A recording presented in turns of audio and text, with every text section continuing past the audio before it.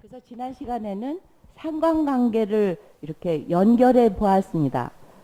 자, 그런데 저희들은 이미 디모데 전서라고 하는 여러분들의 묵상의 시간이 주어져 버렸어요. 그래서 여러분들이 그것을 읽으셔야 되기 때문에 제가 지난 시간에 여러분들 앞으로 편지를 발송했습니다. 그렇죠?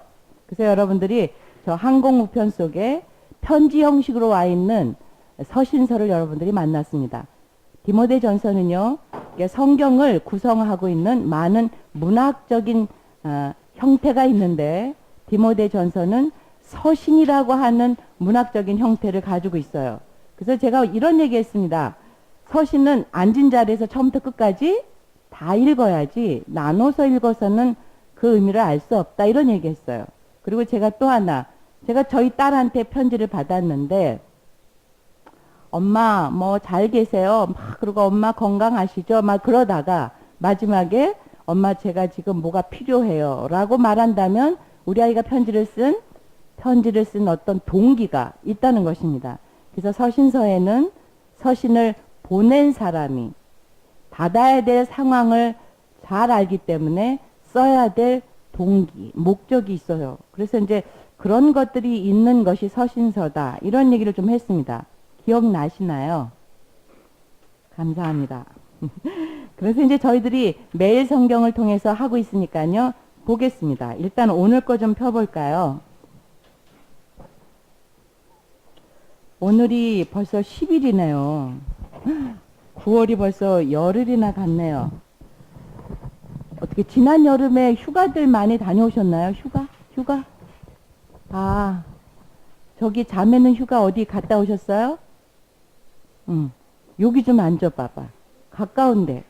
아, 제가 여기를 오면서 지난 한 주간 내내 기도 많이 했어요. 저 이렇게 사역을 하면서 기도를 많이 한 적이 별로 없는데, 제가 여기 오면서 하나님 이분들이 저한테 한 시간이라는 시간을, 정말 귀중한 시간을 내어 놓는데, 제가 어찌하면 좋겠습니까? 이렇게 하면서 기도하면서 한 시간을 보냈는데, 이렇게 반응이 없으니까 우리 예쁜 자매 좀 여기 좀 앉아보세요. 우리 둘이서 큐티하는 생각으로 좀 앉으시기 바랍니다. 지난 여름에 휴가 좀 다녀오셨나요? 응.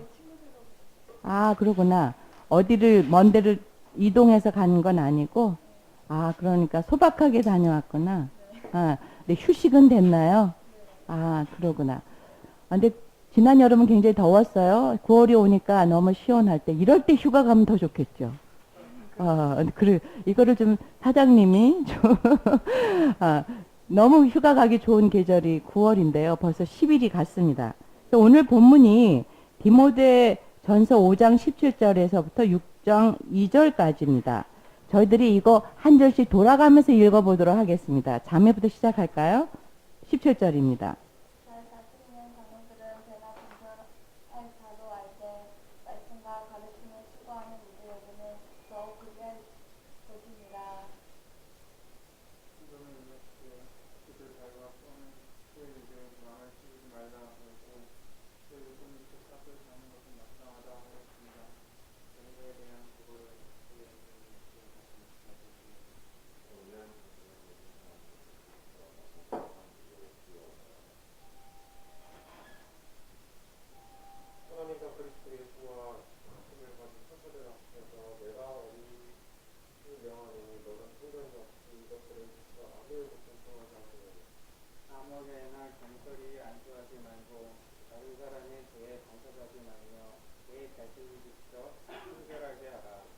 이제부터는 물만 마시지 말고 내 위장과 가증나는 병을 위하여서는 포도주를 조금씩 쓰라. 저 뒤쪽에 계신 분들도 또 음성을 들려주시죠. 어떤 사람들의 죄는 밝히 드러나 먼저 심판에 나아가고 어떤 사람들의 죄는 그 길을 따르나니 이와 같이 사람들 가르침이 드러나고 그 저하는 것을 지킬 수 없느니라.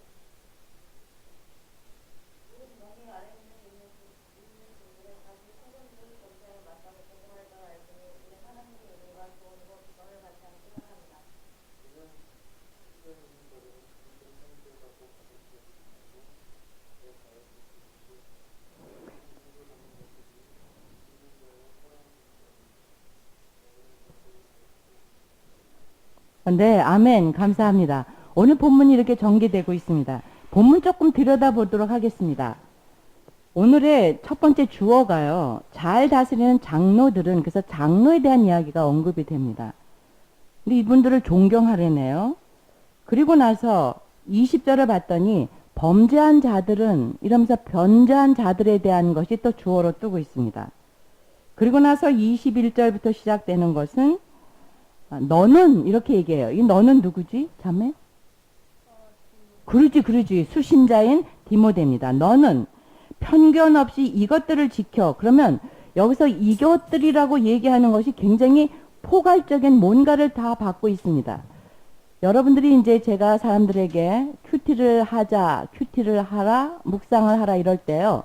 그날 본문만 가지고 이렇게 딱 집어서 묵상을 할 때 좀 많은 오류나 왜곡이 있을 수 있습니다.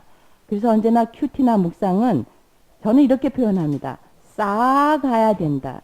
그러니까는 이제까지 했던 그 내용들을 다 포괄하고 있습니다. 그래서 편견 없이 이것들을 다 지켜. 그러니까는 지금 디모데가 할 일이 첫 번째는요. 편견 없이 이것들을 지켜야 되고요. 첫 번째. 두 번째는 아무 일이나 불공평하지 말아야 됩니다.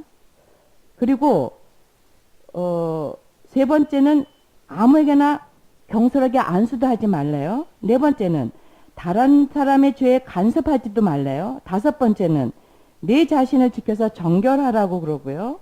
그리고 쭉 내려와서 포도주 마시라고 그러네요. 아마 디모데는 몸이 굉장히 병약했던 것 같고요.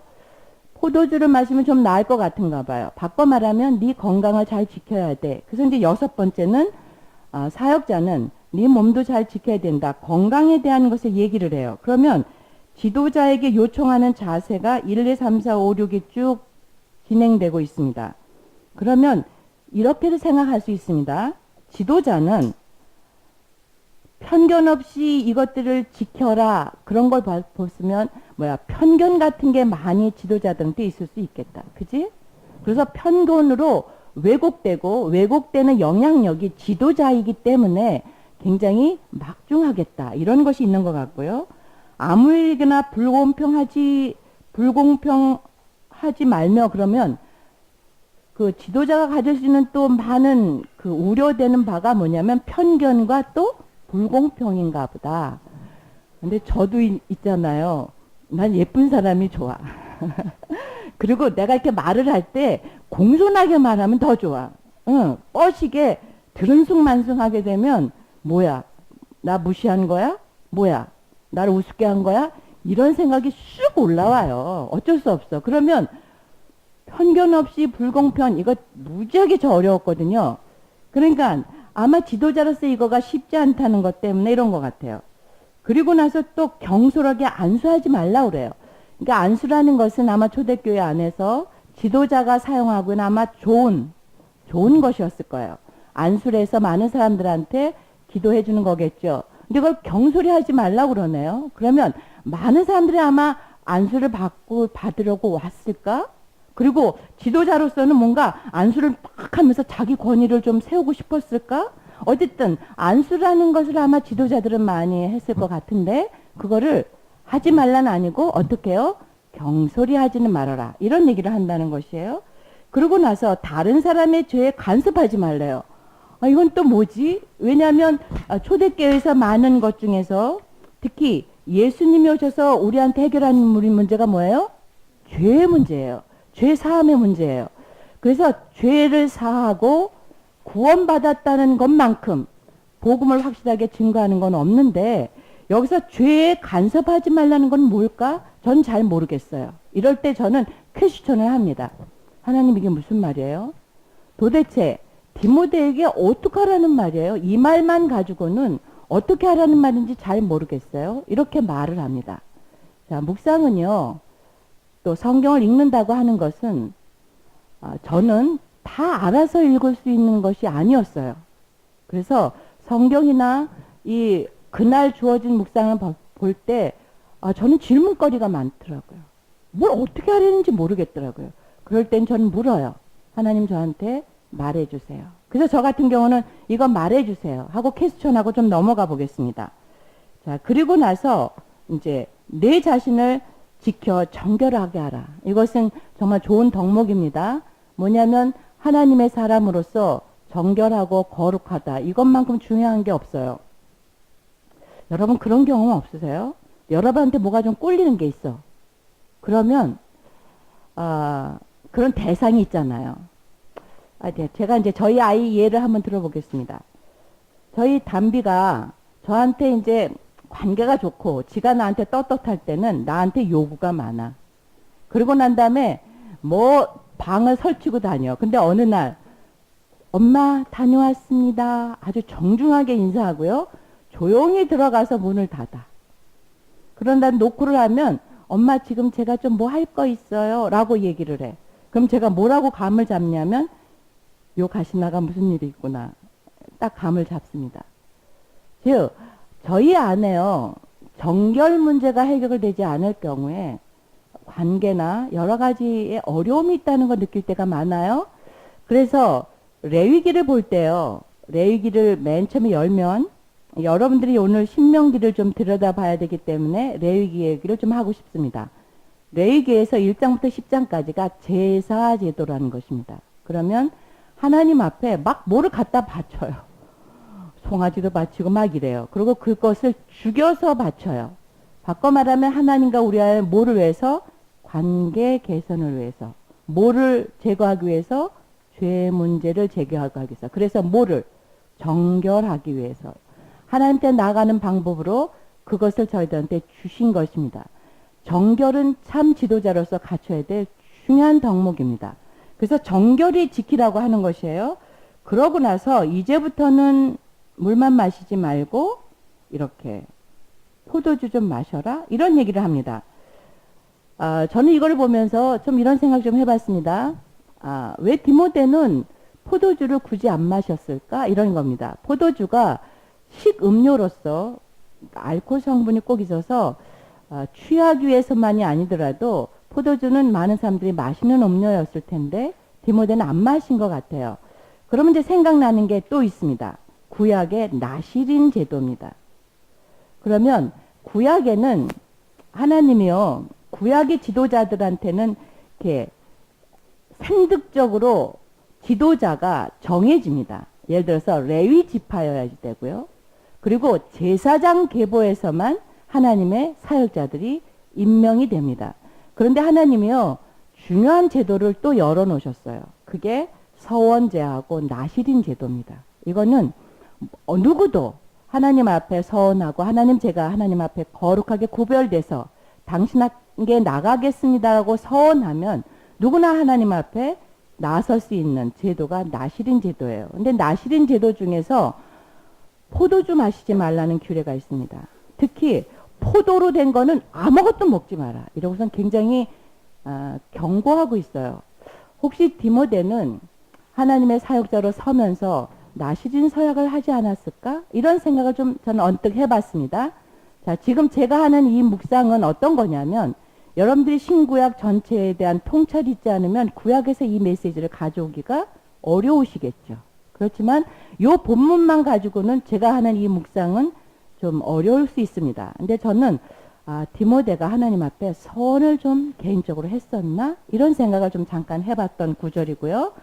자, 그리고 나서 24절이 어떤 사람의 죄는 밝히 드러나 먼저 심판에 나아가고 어떤 사람의 죄는 그 뒤에 따르기도 한대요. 그러니까 죄라는 것이 그렇게 다 밝혀지는 것이 아닌 것 같아요. 시간차를 두고 어떤 사람은 금방 발각이 나고 근데 나중에라도 발각이 된다. 이렇게 하면서 선행도 밝히 드러나고 그렇지 아니한 것도 숨길 수 없다. 그래서 죄와 그리고 선행 이런 것이 다 드러날 거다. 이렇게 얘기해요. 이 말 속에서는 무슨 말이 있을까요? 속안에 숨은 내용이 어떤 게 좀 속안에 있을까요? 죄도 어떤 경우에는 잘 나타나지 않아서 뭐예요? 안 졌는데도 불구하고 뭐 할 수밖에 없어. 정죄하고 뭐 할 수 있잖아. 그러니까 그 앞부분에 다른 사람의 죄를 간섭하지 말며 요게 해결이 된 거죠. 제가 아까 그거가 하나님 이게 도대체 뭐예요? 라고 물었다고 그랬잖아요. 응? 도대체 디모데 보고 어떡하라는 거예요? 라고 얘기했더니 23절, 24절 와봤더니 이러는 거예요. 죄라는 게 그렇게 금방 드러나기도 하고 나중에 드러나기도 하니까 죄에 대해서 네가 간섭하지 말라는 말은 바꿔 말하면 죄를 지은 사람에 있어서 섣불리 빨리 정죄하거나 빨리 뭘 어떻게 하려고 하지 말아라. 왜냐하면 죄는 반드시 나중에라도 드러나니까 네가 좀 조급하게 하지 말라. 이런 말인가 보다라고 요 구절에서 제가 여기에 의문점을 해결해 볼 수 있었습니다. 자, 그래서 이와 같이 선행도 다 드러나고 숨길 수 없다. 그러니까 모든 것을 드러나게 하고 밝히시는 하나님에 대해서 신뢰하라. 이런 말을 제가 좀 가질 수 있겠습니다. 근데 여기서요. 21절에 하나님과 그리스도 예수와 택하심을 받은 천사들 앞에서 내가 엄히 명하는데 너는 편견 없이 이것들을 잘 지켜라 할 때 이것들이라는 것에 좀 동그라미를 쳐보시겠어요? 근데 그게 이제 이것들에 대한 것을 설명하느라고 제가 이렇게 표를 만들었습니다. 저는 큐티를 가리키는데요.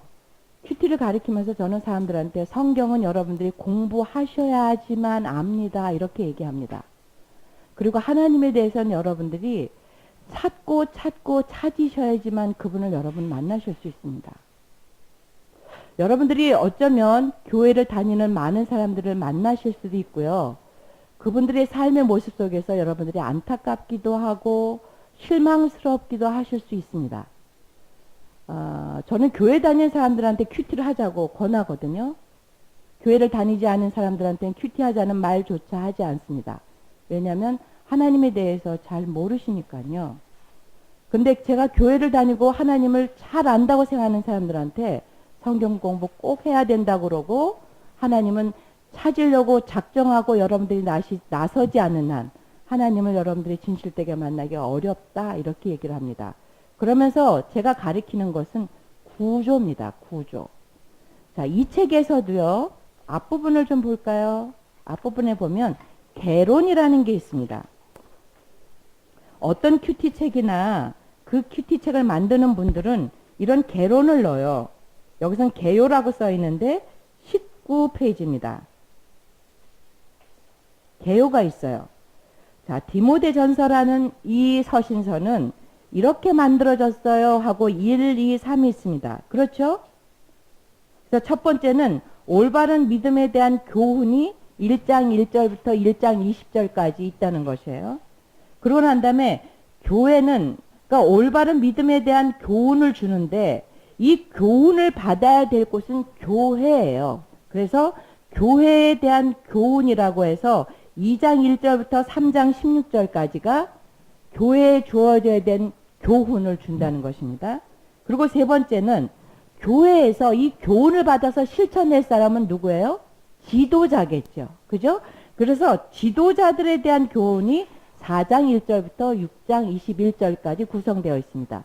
요게요. 저는 그러니까 큐티 책을 사람들한테 이렇게 할 때 이 큐티 책이 얼마죠? 4,000원입니다. 4,000원. 그러면 3,800원어치가 이 개요라고 저는 이렇게 설명해요. 왜냐하면 어떻게 구성되어졌는지 무슨 말을 하고 있는지를 모르는 상태에서 글을 읽는다는 것은 여러분들이 아무것도 건질 것이 없다는 말하고 똑같습니다. 근데 만약 그렇게 읽었는데도 하나님 나한테 음성을 주셨어. 그렇다면 여러분들은 하나님 나한테 음성 주셨어 라고 환희를 지를 게 아니라요. 내가 본 것이 진짜 맞나 점검을 더 하시는 것이 더 필요합니다. 그러니까 하나님 말씀은 뜬금없이 나한테 신비적으로 오는 말씀 그것을 넘어서는 깊은 교훈과 깊은 내용이 있기 때문에 여러분들이 꼼꼼히 따져보시는 것이 중요합니다. 그래서 여기에서는 이렇게 큰 그림만 3개를 놓았어요. 자, 디모데 전서란 책은 바른 교훈을 줘요. 근데 두 번째 특히 바른 교훈을 누구한테? 교회한테 줘요. 그리고 그 교회 누구한테 특히? 지도자한테 줍니다. 이게 디모데 전서의 이야기입니다. 자매, 디모데 전서는 무슨 책이라고요? 바른 교훈을 줘요. 근데 누구한테요? 교회에게 줘요. 세 번째는요? 지도자한테 주는 책입니다. 그게 디모데 전서예요. 근데 그거를 제가 조금 더 구체적으로 표를 그렸습니다. 그러니까는 성경을 바로 이해하고 큐티를 바로 하려고 하는 사람이 끊임없이 시도하는 거가 전체를 보려고 하는 거예요. 그리고 전체 중에서 나는 어느 대목을 묵상했나, 오늘 저희들이 읽은 곳은 여기입니다. 이거 전체 중에서요. 특히 교회 구성원들에 대한 태도 중에서 제일 먼저 누구한테 얘기를 하죠? 두 번째 누구죠? 여기에서 이제 지난번에 이 과부 얘기를 많이 했을 거예요. 그렇죠?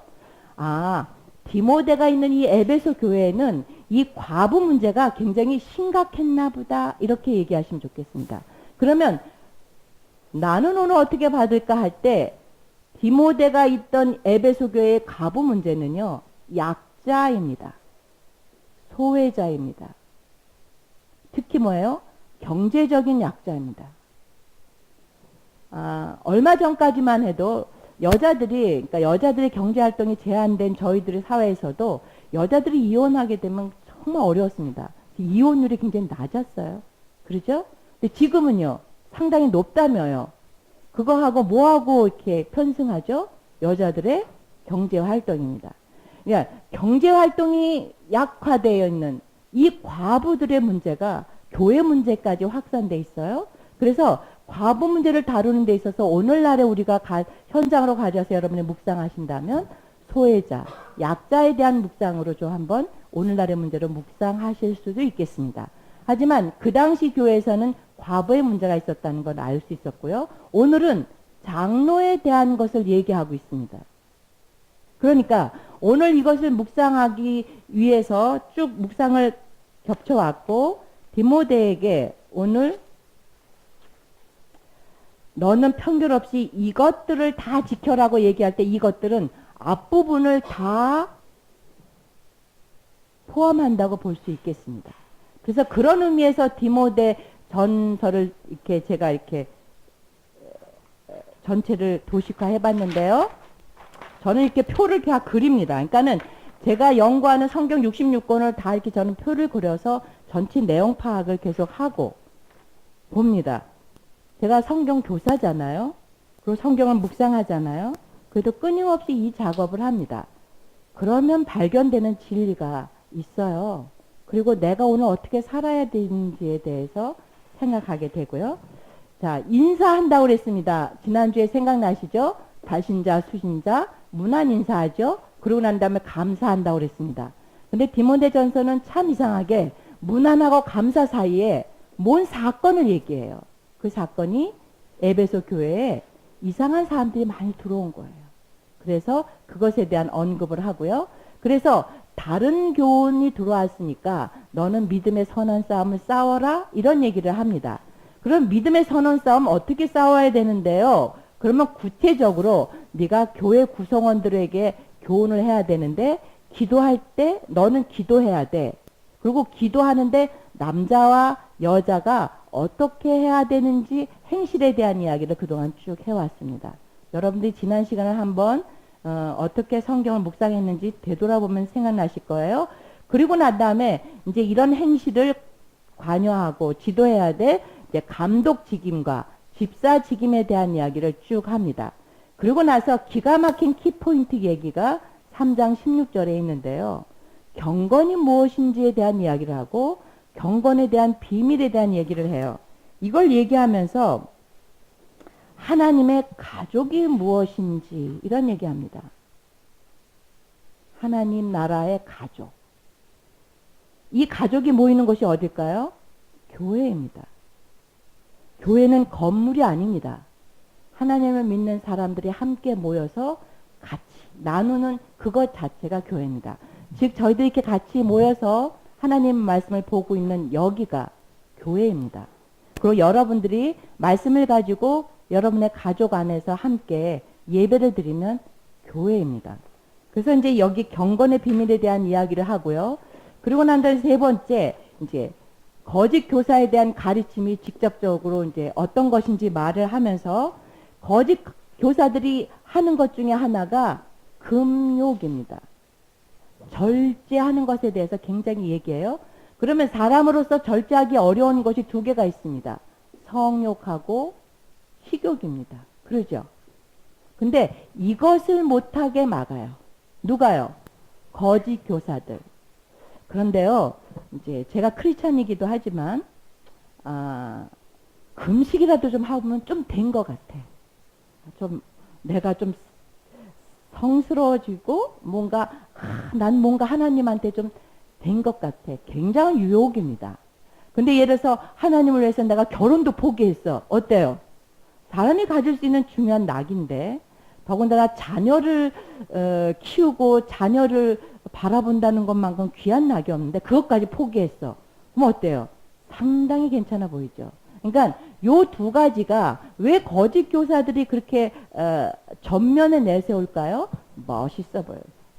그리고 상당히 영적인 것처럼 되어 보여서 그래서 이것 두 개를 굉장히 가지고 접근한다는 것입니다. 그래서 성욕과 식욕, 금욕주의적인 것, 이것은 거짓 교사가 하는 것이야. 이렇게 얘기를 합니다. 이것은 교회사에도 이미 많이 검증된 사실이에요. 많은 경우가 우리의 절제를 위해서 이것을 언급하는 경우가 많은데 이것 아니다.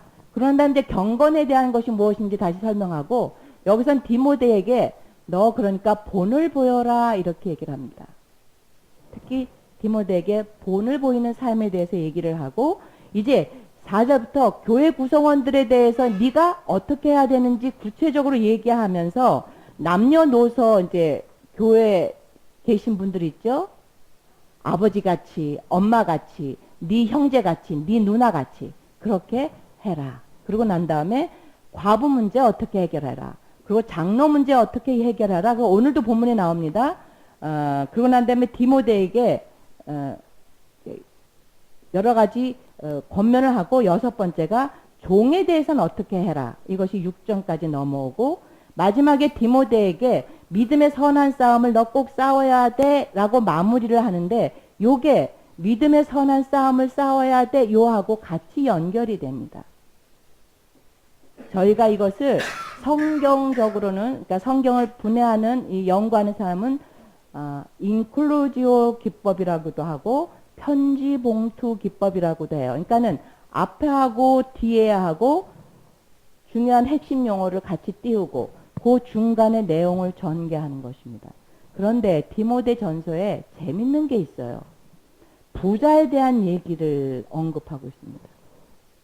그리고 나서 거짓 가르침에 대한 얘기를 마저 하면서 끝을 내는 게 디모데 전서 전체 구성입니다.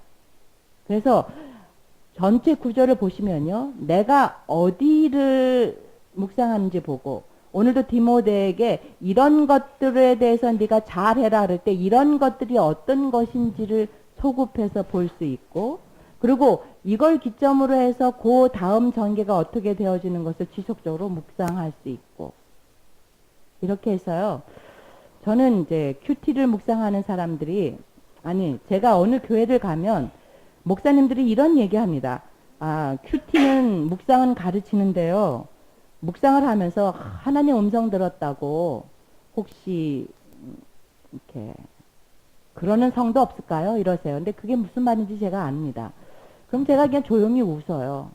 웃으면서 제 안에 드는 생각은 성경을 바로 가르치고 성경을 처음부터 차근차근히 진행해서 배울 수만 있다면 그리고 묵상이 무엇인지 어느 날 한 구절 뽑아서 내가 그것을 먹는 게 아니라 제가 이제 묵상을 얘기할 때 음식으로 비유를 많이 해요. 그런데 어느 날 한 날 이렇게 딱 먹는 걸 보고 제가 인스턴트 음식 또는 오아시스 큐티 이렇게 얘기를 해요. 그럴 경우는 허겁지겁 먹을 수 있고요. 그렇게 먹으면 어떻게 되냐면 영양실조 걸립니다. 그래서 건강한 영적 생활을 할 수 없다고 봅니다. 그래서 바른 큐티, 바른 묵상이라는 것은 디모데 전서를 묵상한다 그러면 처음부터 차근차근히 그리고 나서 디모데 전서는 도대체 성경 전체에서 위치에 어디에 있는지 보실 수 있어야 돼요. 구약과 신약 중에서 신약 중에서도 복음서 시대 아니고 어느 시대? 교회 시대에 언급되어 있는 책입니다.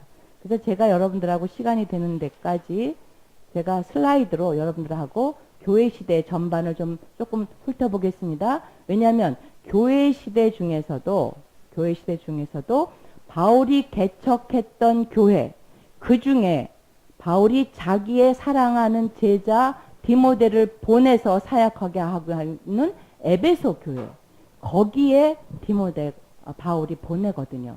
그런 공간적인 위치를 알면 디모데서가 가지고 있는 가치를 조금 더 여러분들이 알 수 있어서 묵상에 도움이 되지 않을까 싶어서 제가 좀 슬라이드를 보면서 같이 좀 보도록 하겠습니다. 자, 교회 시대는 이걸 좀 끌까요? 자, 교회 시대가 이렇게 열립니다. 그러면 교회 시대 앞에 복음 시대라고 해서 마태, 마가, 누가, 요한이 있다는 걸 염두에 두십시오. 자, 그래서 이제 교회 시대가 시작이 됩니다. 언제부터요? 성령 강림이 있고 난 다음부터입니다. 자, 성령 강림이 있고 난 다음에 교회는, 예루살렘 교회는 굉장히 확장됩니다. 확장되는 그 가운데 스데반 집사의 순교가 이루어집니다. 그러면 스데반 집사의 순교 이후에 교회는 핍박이 들어오고요. 교회는 확산됩니다. 바꿔 말하면 예루살렘 교회는 자발적으로 성경을, 그러니까 예수님을 증거하라고 확장되지 못했어요. 예루살렘 안에서만 그들은 있었습니다. 그래서 그 안에 무슨 일이 벌어져요? 갈등과 불만이 있어요. 그래서 거기서 싸움도 막 일어납니다. 그래서 세워지는 게 집사 제도입니다. 그래서 집사가 세워지는데 스데반 집사는 굉장히 구약에 능통한, 그러니까 전승에 의하면 바울과 함께 가말리엘 그 아래서 성경 공부를 많이 하신 분이라고 얘기합니다. 자, 스데반 집사가 순교를 합니다. 스데반의 설교는 굉장히 중요합니다. 역사적인 설교의 대표로 뽑습니다. 여러분들이 묵상할 기회가 있으면 좋겠고요. 자, 스데반 순교 후에 교회는 확산되고요. 같이 발맞춰서, 그러니까는 자발적으로 확산됐다, 억지로 확산됐다. 상황과 환란 때문에 억지로 됐어요. 자, 그렇게 해서 확산되는 가운데 바울이 준비됩니다.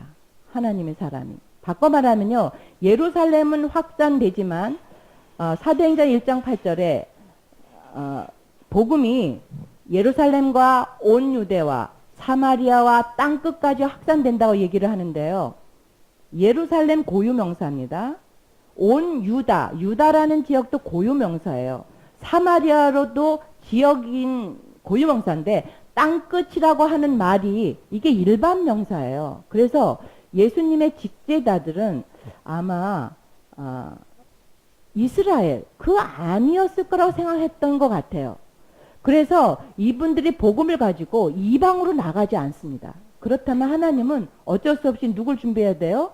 이방인의 사도를 준비하실 수밖에 없었던 것 같습니다. 그래서 바울의 회심과 함께 바울이 준비됩니다. 그래서 사도행전이 교회 형성기를 맞고요. 그러고 난 다음에 바울이 회심해서 교회에 정착하기까지는 굉장히 오랜 세월이 흐릅니다. 10여 년 넘게 오랜 동안 집거도 하고요.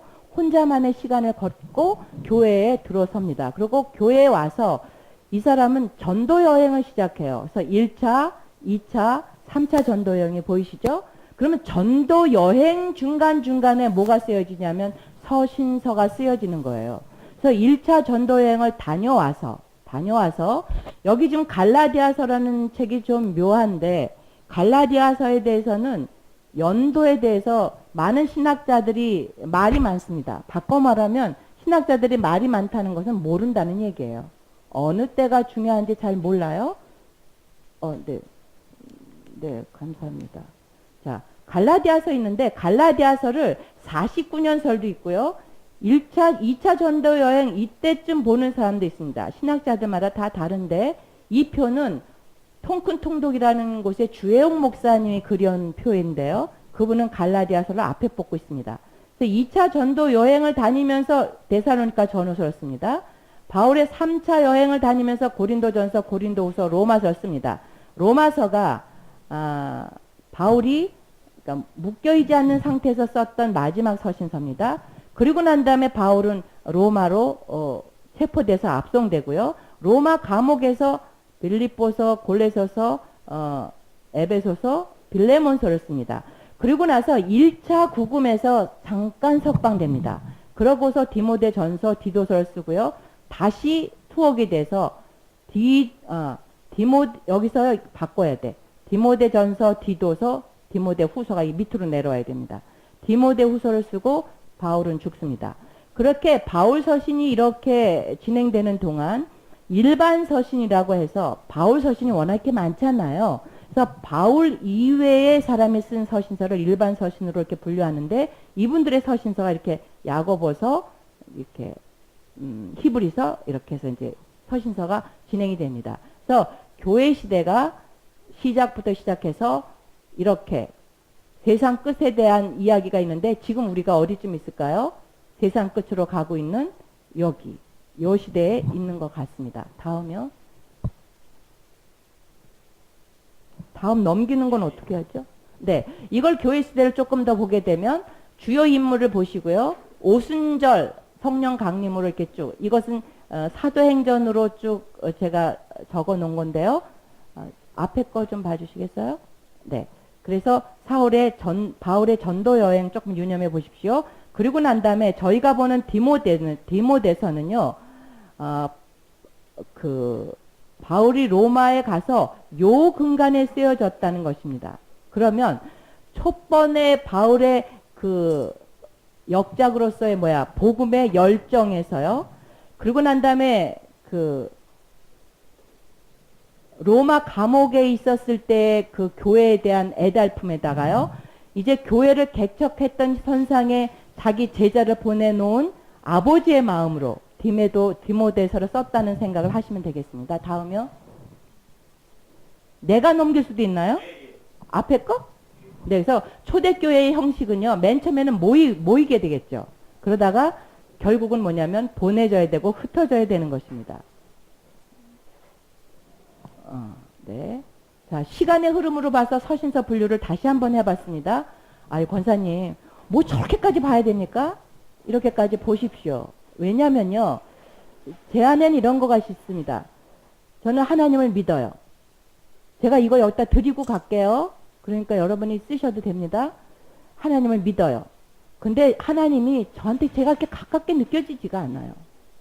하나님의 말을 그렇게 하는데도 하나님이 저한테 이렇게 와지지 않습니다. 그런데 성경은요, 하나님을 직접 경험해서 그 사람 말대로 살았었던 사람들의 증거예요. 그러면 이 글을 보면서 이 사람하고 함께 했던 그 하나님 모습을 저는 조금 더 구체화할 수 있어요. 그래서 저는 이런 거를 해야 된다고 주장하는 편입니다. 자, 그래서요, 다시 보세요. 1차 전도 여행을 하면서 이렇게 서신을 써요. 이때 일반 서신 등장하는 거 보이시죠? 그리고 나서 저희들이 디모데 전서 후서가 이렇게 로마의 화재가 발발했어요. 그래가지고 네로가 다시 기독교인들을 잡아 가둡니다. 그러니까는 요때 잠깐 바울이 나왔거든요. 그랬다가 다시 잡혀 들어가기 직전에 쓰는 것입니다. 바로 직전에 디모데 전서를 쓰게 되는데, 요 상황 속에서 쓰고 이제 마지막 서신서가 있는데, 여러분들이요, 그러니까 디모데 전서하고요, 디도서하고요, 그리고 난 다음에 빌레몬서를 이번 달에 묵상하시게 돼요. 그러시죠? 그래서 이 표를 다시 보여드리는 거죠. 자, 그리고 난 다음에 보세요. 서신서 전체를 좀 한번 보면은 이렇게 구성이 됩니다. 하나님이 이 땅에 오셨어요. 하나님에 대한 이야기를 하고요. 그래서 하나님이 누군지에 대한 기독론, 그것이 옥중 서신들입니다. 이것이 바울의 후기 문서입니다. 바울이 하나님의 사람으로 사도로 열심히 뛰어다니다가 옥에 갇혀요.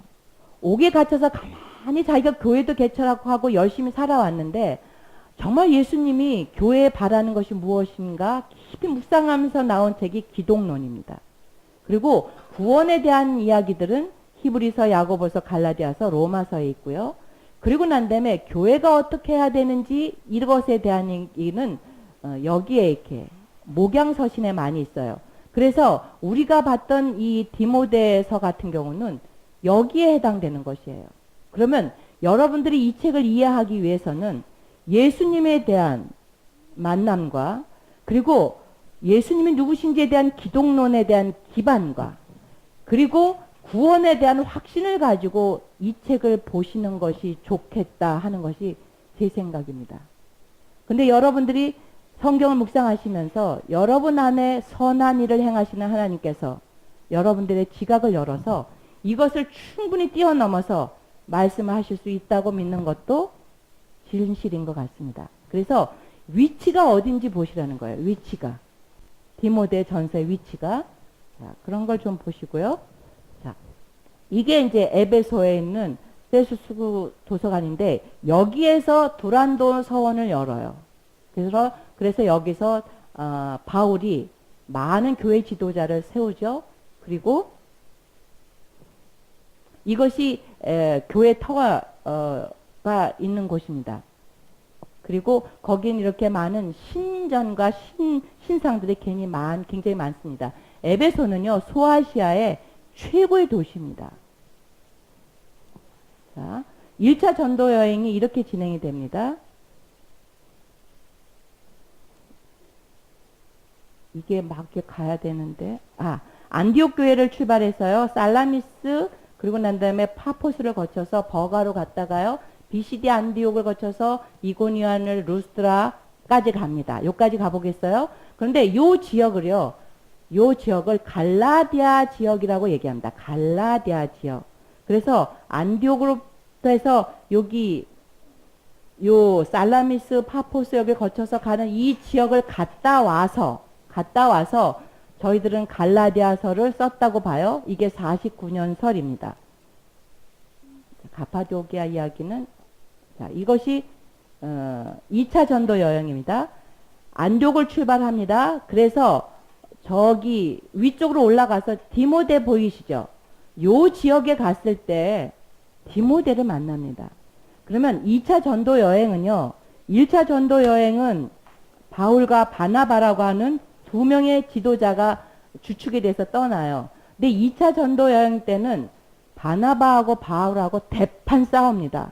그래서 바나바는 다시 요 밑으로 해서요. 이렇게 해서 이렇게 가고요. 바울은 이 위로 가는 것입니다. 그런데 이 위로 가면서 바울에게 있어서 가장 큰 동력자가 바나바였다면 바나바랑 헤어지고 평생의 동력자들을 다시 만납니다. 그게 아들 같은 디모데고요. 그의 평생의 그의 주치의이자 그의 가장 사랑하는 애제자인 누가를 만나고요. 그리고 빌립보 교회에서는 루디아라고 하는 아름다운 여성 사역자를 만나서 교회를 시작합니다. 그래서 2차 전도 여행 동안은 바울은 여기가 소아시아 지역입니다. 소아시아에서 1차 전도 여행을 마쳤다면 1차 전도 여행을 마쳤던 소아시아 지역에서 이쪽으로 넘어가죠. 여기는 그러니까 유럽입니다. 그래서 유럽으로 복음이 넘어가고 평생의 동력자들을 만나는 것이 2차 전도 여행입니다. 자, 빠르게 보겠습니다. 네아폴리부터 이제 넘어가서 쭉 넘어갑니다. 데살로니카를 거쳐서 쭉 아덴은 지금의 아테네를 얘기합니다. 고린도를 가고 다시 소아시아를 거쳐서 안디옥으로 회귀합니다. 이것이 2차 전도 여행이고요. 자, 2차 전도 여행의 경로를 다시 자, 세 번째 전도 여행 가보겠습니다.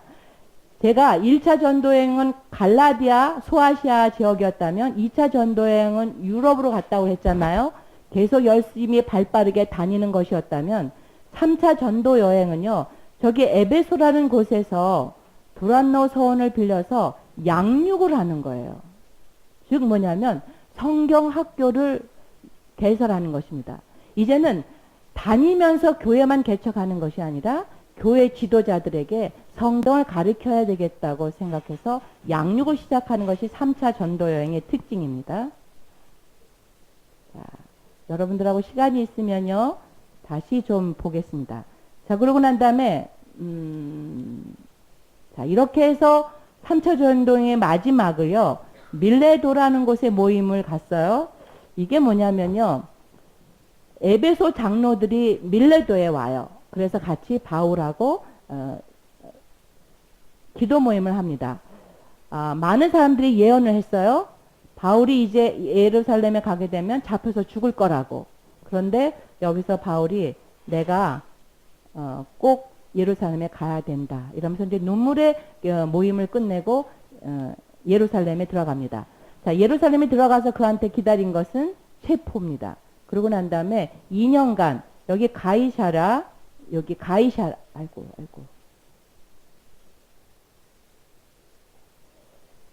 여기 가이사랴에 연금됩니다. 2년 동안 연금돼 있다가 여기에서 하도 유대인들이 죽이려고 하니까 로마 황제한테 상소를 합니다. 그러게 되면 로마 사람들이 바울을 데리고 로마까지 가야 되죠. 바울은요, 로마를 참 가고 싶어 했습니다. 그런데 로마를 갈 수 있는 방법이 열리지 않았어요. 근데 여기서 잡혔어요. 그래가지고 바울을 백부장들이, 로마 군인들이 안전하게 호송해서 어디까지 가는 거예요? 로마까지 갑니다. 왜냐하면 바울을 죽이지 않으면 먹지도 자지도 않겠다고 하는 암살단들이 40명이 모여요. 그러니까 바울의 안전성이 조금도 보장이 되지 않습니다. 이 상태에서 로마로 갈 수 있는 최고의 방법은 죄인으로서 갈 수 있는 로마의 특급 병사들이 호의를 다 받으면서 로마에 입성합니다. 근데 가는 길에 이렇게 많은 우여곡절을 갖고 로마에 입성을 하게 돼요. 그래서 로마에서 2년 동안 구금 생활을 하게 되죠. 그러면서 저희들이 옥중서신을 이렇게 써서 보내는 것입니다. 빌립보서, 빌레몬서, 골로새서, 에베소서. 빌레몬서 얘기 좀 하겠습니다. 여러분들이 묵상해야 되니까요. 빌립보서 교회에게 보내는 편지입니다.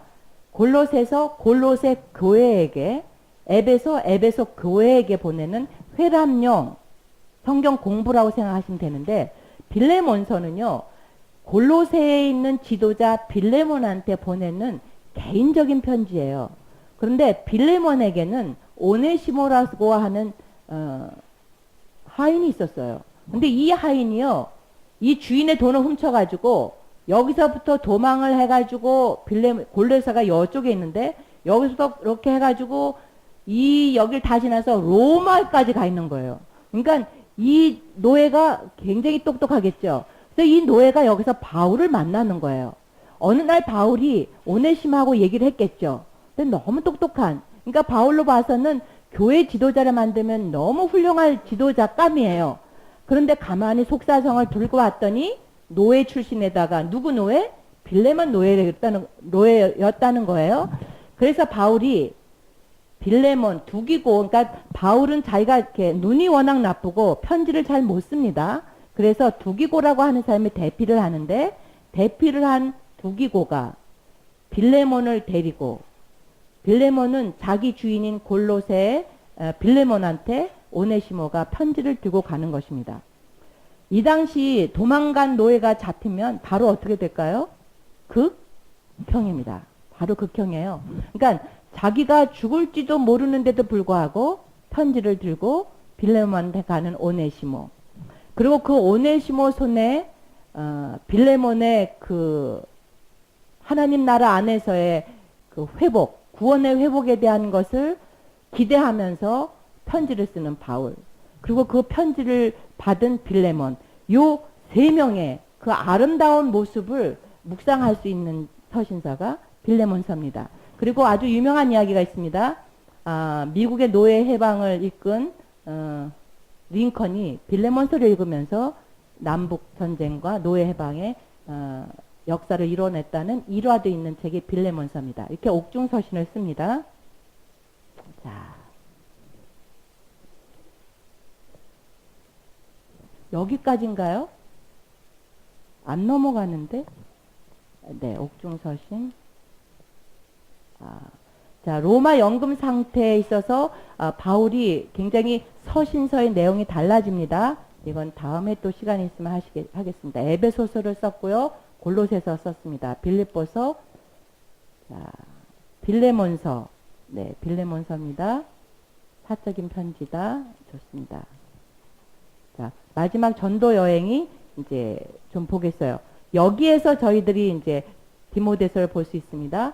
자, 디모데서를 쓰는데 아마 바울은 여기서 풀려났고요.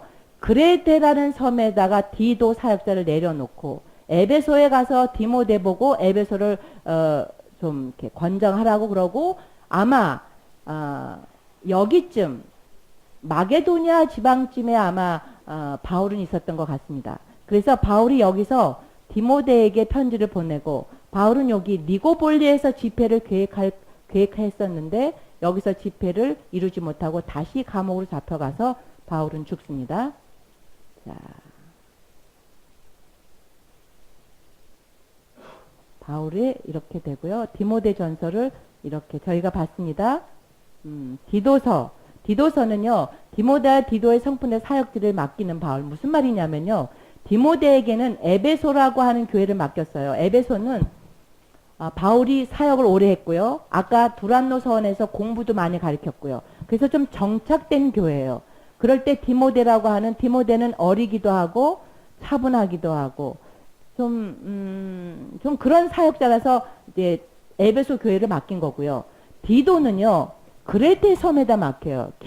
그레테 섬에 있는 사람들은 굉장히 다혈질이고요.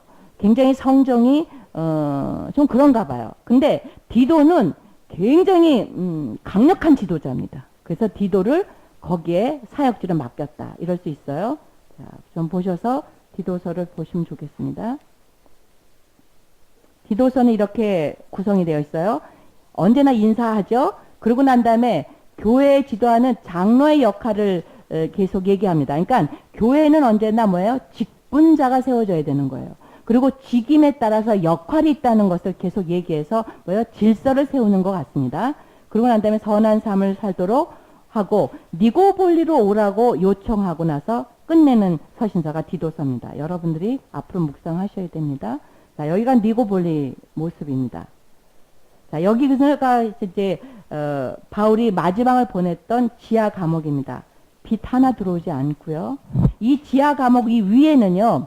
로마의 신전들의 거리라고 하는 그러니까 매해 그러니까는 왜 신들마다 그 신을 기리는 축제일이 있잖아. 그래서 아주 축제의 거리가 있습니다. 그 한켠에 그 지하 감옥에 바로 하나님의 온 우주를 주장하시는 하나님의 사역자가 거기서 죽어갑니다. 네. 여기서 이제 디모데를 되게 보고 싶어 해요. 그래서 디모데 보고 너 여기 좀 한번 와줄래 하는 인간적인 그 부탁의 내용이 들어있는 것이 디모데 후서입니다. 네. 여기까지 해서 저 서신서 내용을 좀 간추려 보겠습니다.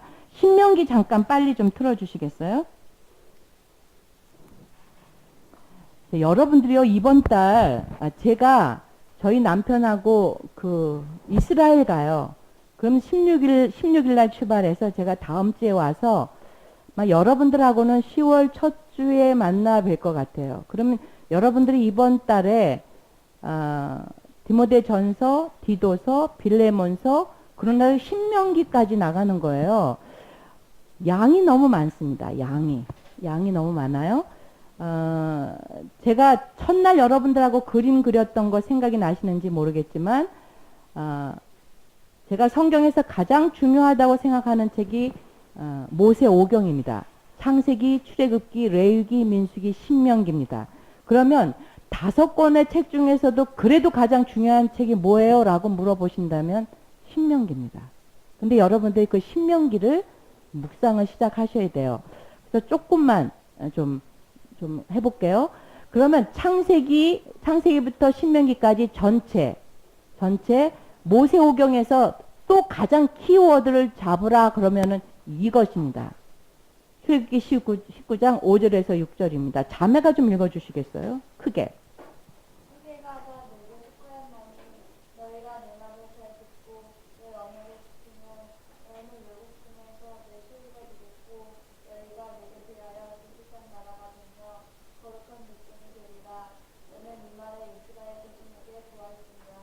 이거를 이제 저희들이 구약의 축이라고 하고 성경 전체의 가장 큰 지침이라고 얘기도 하는 구절입니다. 그러니까 저희들 안에 하나님 왜요? 왜 우리를 부르셨는데요? 그럼 하나님은 왜 이렇게 우리 역사 속에 개입하시는데요? 하나님 당신은 누군데요? 저는 누구예요? 이렇게 묻는다면 여기에서 이제 저희들이 답을 좀 구해볼 수 있겠어요. 하나님의 모든 역사의 주관자이시고요. 그래서 그분과 우리에게 관계가 설정돼야 된다는 거예요. 그러면서 그분이 저희한테 이런 거예요. 너는 내 소유가 되고, 그러고 난 다음에 너가 제사장 되어줬으면 좋겠다. 그럼 제사장이라고 얘기할 때 중간자입니다. 그러니까 하나님과 인간 사이에 다리를 놓는 사람이에요. 그래서 하나님을 대표해서 많은 사람들에게 하나님을 얘기해야 되고요. 모든 백성과 모든 민중을 대표해서 하나님을 향해서 서서 하나님 저희는 이래요 라고 하나님 앞에 고할 수 있는 자리가 이 제사장의 자리예요. 이런 존재라는 것이에요. 그래서 너희들이 뭐예요? 거룩한 백성이면 됐겠다. 그리고 이것을 좀 너희들한테 다 알려줘라. 이런 것이 하나님이 저희들에게 주신 메시지인데 구약의 역사 속에서 이거를 감당하지 못했습니다. 신약의 역사가 지금 흘러가고 있는데 이스라엘은 제사장에 대한 거룩한 백성에 대한 인식이 굉장히 강합니다. 그런데 누구한테만? 자기 나라만, 유대인에게만 그것을 넘어서지 못하고 있어서 유대인들 안에 아쉬움이 좀 있습니다. 자, 이것을 저희들이 축으로 삼고요. 자, 신명기가 이제 진행이 되는데 신명기는 이렇게 세 편의 설교로 되어 있습니다. 자, 신이라고 하는 이 신자가 다시 신자인데요. 그러니까 이것이 원숭이 신자라기도 하고 그런데 이게 또 옥편을 뒤져보면 다시, 재 이런 뜻도 있어요. 그러니까 명령을 기록했는데 다시 명령을 기록한 것이 신명기라는 뜻이에요. 그러면 명령이 또 한 번 있었나 봐? 이런 생각이 드시죠? 한 번 있었습니다. 어디? 레위기. 그래서 신명기는요. 레위기에 대한 또 다른 해석서입니다. 자, 그런 의미에서 제가 창출 레민신 중에서 더 중요한 책이 신명기예요. 이렇게 얘기한 것이에요. 먼저 1장 1절부터 4장 40절까지는 우리가 어떻게 광야를 헤쳐나왔는지를 쭉 회고합니다. 누가? 모세가요. 모세가. 그리고 난 다음에 율법이, 그러니까는 레위기에 대한 설명, 십계명과 이런 것의 설명이 여기에 다 설명이 되어 있어요. 그리고 추가로 이제 여기에 대해서 더 말해야 될 사항을 추가로 여기다 넣었습니다. 그런데 맨 마지막 34장이면 모세가 죽습니다. 저는 신명기를 어떻게 사람들하고 연구하고 언급해 가냐면 저는 34장부터 시작을 합니다. 모세라는 사람이 죽어요. 한 위대한 지도가 죽습니다. 35분까지 하겠습니다. 죄송합니다. 오늘은 좀 봐주세요. 34장에 모세가 죽어요. 그럼 모세라는 사람은 하나님과 동행하면서 광야를 지나잖아요. 그럼 광야에서 초자연적인 교회를 이끌었던 목사님이에요. 어마어마한 교회를 목회했던 목사님이라고 생각해 볼 수 있겠습니다. 근데 그 사람이 죽어요. 죽으면 걱정이 돼야 안 돼? 돼요. 그러니까 이 사람이 제일 먼저 누구요? 후계자를 만들었겠죠. 그래서 여호수아라는 후계자를 만듭니다. 31장, 32장. 그러고 난 다음에 노래를 줘. 너희들 노래 져라. 노래를 지면 흥얼흥얼하니까 뭐하지? 기억이 오래 가겠지. 노래 져라. 그리고 또 부탁해요. 너희들 꼭 성경 낭송해라. 그러면서 하나 잔소리처럼 부탁을 합니다. 그러면서 죽어갑니다. 그래서 저는 신명기를 묵상할 때 여기부터 묵상하고 소급해서 가는데요. 왜냐하면 너무 처절하게 이제 죽어가는데 처절하다? 아니요. 하나님이 이제 넌 죽을 때가 됐다. 그러고 데려가십니다. 눈도 아직 밝았고요. 다 건강했어요. 그래서 제가 이제 죽을 때 저 모습도 제가 이렇게 생각해요. 하나님 저 아프지 않고 죽게 해주세요. 저가 멀쩡한 상태에서 하나님한테 가는 시간이 되어서 가게 해주세요. 제가 이제 모세를 보면서 그런 기도를 하고 있는데 이 죽는 사람이 그렇게 부탁하는데 부탁 내용이 뭐냐면 이거다 이렇게 얘기하면서 신명기를 풀어가는 것이에요. 근데 여러분들이 16장 정도까지 묵상하시고 난 다음에 저를 만나요. 그래가지고 내용들을 좀 봐야 되겠죠. 신명기는 레위기에 대해서 다시 설명한 거예요. 자, 그래서 지나온 역사를 쭉 얘기를 합니다. 광야 생활을 특히 어떻게 우상 숭배를 했었는지에 대한 거를 쭉 얘기를 해요. 그러고 난 다음에 5장 8절에서 10장까지는 5장 8절에서 10장까지는 십계명을 하나하나 풀어서 설명합니다. 그러니까 요거를 읽을 때 무슨 생각을 하셔야 되냐면, 아, 십계명에 대한 것을 다시 친절하게 설명해 주시는 해석서구나 라고 하면서 여러분이 보시면 되고요. 12장 1절부터 여기도 계속 율법에 대한 설명을 쭉 합니다. 자, 십계명에 대해서 좀 얘기를 하게 되면 1계명에서 3계명까지는 하나님에 대한 계명이겠죠. 그러고 난 다음에 사람에 대한 계명이 4계명에서 8계명이고 물질에 대한 계명이 9계명에서 10계명입니다. 그런데 요거 두 개를 다 합하면 한마디로 말하면 하나님 사랑과 이웃 사랑입니다.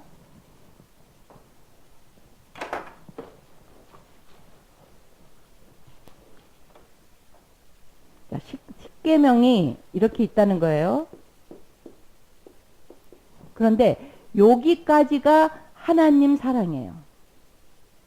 그래서 나 외에 다른 신을 섬기지 말라, 우상을 만들지 말라, 내 이름을 함부로 일컫지 말라. 하나님 사랑하면 이 짓 하겠습니까? 그러죠. 그러고 난 다음에 요거가 징검다리입니다. 그러고 난 다음에 여기서부터 이제 이웃에 대한 사랑이, 이웃 사랑하면 도둑질 하겠습니까? 살인하겠습니까? 남의 부인 하겠습니까? 안 할 거 아니겠어. 그죠? 근데 요 징검다리가 안식일 계명하고 부모 사랑이에요.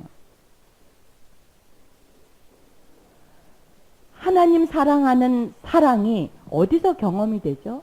하나님 사랑이 아주 안식이라는 것을 정하고 있어요. 모든 종교 중에서요. 종교 중에서 예를 들어서 기독교가 종교라면 다른 것이 종교일 수 없고, 다른 것이 만일에 이제 기독교가 다른 것이 종교라면 기독교는 종교 이상이어야 되겠다, 이런 말들을 저희들이 변증적으로 얘기를 할 때가 많은데, 그것을 얘기하는 것 중에서 중요한 게 안식일이에요. 모든 종교 중에서요, 쉬어야 된다는 것을 법으로 정한 법이 없어요. 기독교는 안식일을 법으로 정하고 있습니다. 바꿔 말하면 우리는 안식하는 사람이에요? 일하는 사람이에요? 일하는 거가 좋아요? 마냥 쉬는 게 좋아요? 사람은요, 아니야. 지금 쉼이 필요합니다. 우리 자매는. 네. 사람은요, 일을 하고 일 속에서 성취감을 얻을 때 살 맛이 나요. 사람은 일하지 말라고 그러면요, 특히 남자들은요, 죽을 것 같아요. 그러니까 사람을 타락하는 방법 중에 중요한 방법이요, 시간 무진장 주고 돈 많이 줘요. 그러면요, 어떻게 될지 몰라요. 자, 그래서 안식해요. 근데 이 안식일 동안 뭐를 생각해야 되냐면, 모든 것을 채우시는 하나님을 경험하시는 거예요. 먹는 거, 입는 거, 모든 것을 완전히 경험하게 하는. 그래서 이 경험을 광야 생활 속에서 하게 하잖아요. 하늘로부터 먹는 게 만나 메추라기가 다 온다니까요. 그러니까 매일 하루치만 먹는 거예요. 그러고 난 다음에 안식일 날은 그냥 쉬는 거예요. 모든 것을 책임져 주시는 하나님, 진짜 안식인 것이 무엇인지를 아는 것이 안식이래요. 요것을 알고 난 다음에서야 뭐가 가능하냐면요, 부모 사랑이 뭔지 알아요. 이 권위자를 땅에서 위탁하신 분이 부모니까, 그래서 이 부모 사랑에 대한 이 기반을 가지고 뭐를 할 수 있냐면 이웃 사랑으로 갈 수 있어요. 그래서 부모 사랑에는 비밀이 있어요. 부모가 사랑할 만해서 사랑하는 건 아닌데요. 여러분이 부모 사랑에 대해서 성공하시면요, 여러분한테 어마어마한 영적인 보너스 있습니다. 부모를 사랑하면 여러분이 땅을 얻습니다. 이것은 예수님이 산상수훈에서 약속하신 약속이시거든요. 그리고 부모 사랑을 기점으로 해서 이웃 사랑이 이렇게 넘어갑니다. 제가 시간 사용을 또 좀 오늘 좀 잘 못한 것 같아요. 자, 그래서 모압 평지에서 이런 일이 벌어지고요. 십계명이 이제 쭉 이어지고 율법에 대한 설명이 쭉 이어집니다. 여러분이 신명기를 읽을 때요, 신명기가 딱딱하고 법 교제에 대한 것만 있어서 아쉽다 이런 느낌이 있으실 때면, 제가 다음 주에 와서는 레위기랑 연결되면서 하나님이 우리들의 개개인의 삶에 얼만큼 관심이 있으시는지 그런 측면에서 신명기를 한번 봐주시면 어떨까, 이런 바람이 있습니다. 기도하고 마치도록 하겠습니다. 하나님, 저희가 오늘 좀 주마강산같이 성경에 여러 곳을 더듬어 보았습니다. 그러더라도 하나님 이분들이 묵상책을 펼쳐서 읽을 때면 앞부분에 소개되어져 있는 성경에 대한 안내서도 꼼꼼히 보고 특히 전체 그림도 한번 본인이 묵상해 보면서 본문을 볼 수 있는 실력 주십시오. 하나님, 저희들의 이 시간이 끝나고 나서 삶 속에서 커피 맛도 좋고 옆에 있는 지체들의 모습도 아름다워 오늘 하루가 행복했으면 좋겠습니다. 하나님 제게 시간을 주셔서 너무 감사합니다. 예수님의 이름으로 기도드렸습니다. 아멘. 여러분 오늘 감사합니다. 10분 오바돼서 죄송합니다.